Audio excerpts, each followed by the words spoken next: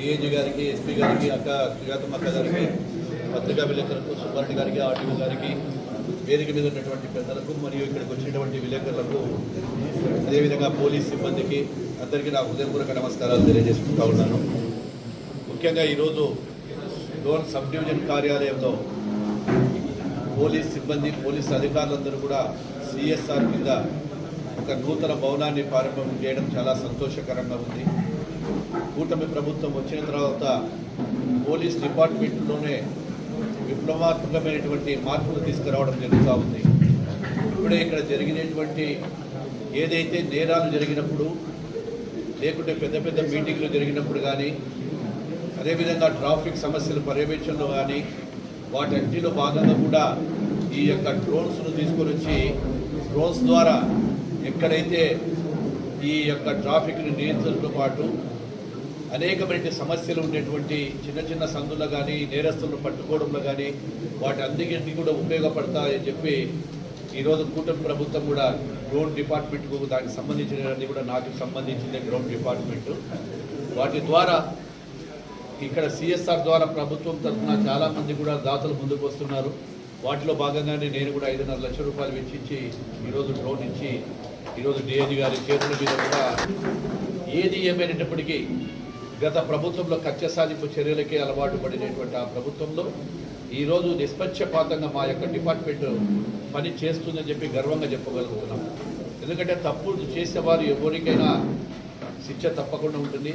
అది ఏ కులస్తుడు, ఏ మతము, ఏ పార్టీ వారి సంబంధాలు ఉండవు.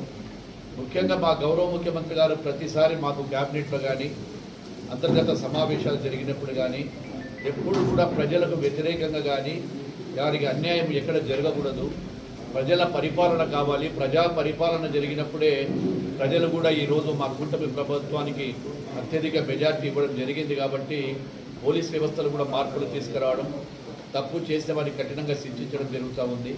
అదేవిధంగా ఎక్కడ కూడా నేరస్తులకు ఒకటే చెప్తా ఉన్నాం, మీరు సత్పవనంతో కలిగి ఉండండి.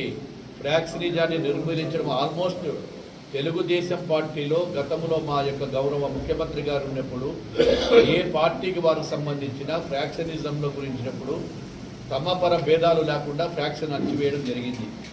ఈరోజు ఏ నాయకుడు, ఏ ఫ్రాక్షనిస్టు, ఏ ముఠా నాయకుడు కూడా ఈరోజు ఆ రోజు కమాండర్ జీపులలో తిరిగేవారు. అటువంటి వారు ఈరోజు ఫార్చునర్ వెహికల్లలో, పెద్ద పెద్ద వెహికల్లలో తిరిగి ప్రశాంతమైన జీవితాన్ని చేస్తూ ఉన్నారు. గతంలో కుటుంబాలలో ఎవరైనా ఒక ఫాలోయర్ కానీ, ఒక నాయకుడు నుండి ఇంటి నుంచి బయటికి వెళ్తే తన భర్త వస్తాడా రాడా అనేటువంటి తరుణంలో గతంలో గౌరవ ముఖ్యమంత్రి గారు తీసుకునేటువంటి నిర్ణయాల వల్ల డిపార్ట్మెంట్ వారు కఠినంగా ప్రవర్తన చేయడం వల్ల ఆ రోజు ఫ్రాక్షన్లతో కూడా నిర్మూలన చేయడం జరిగింది.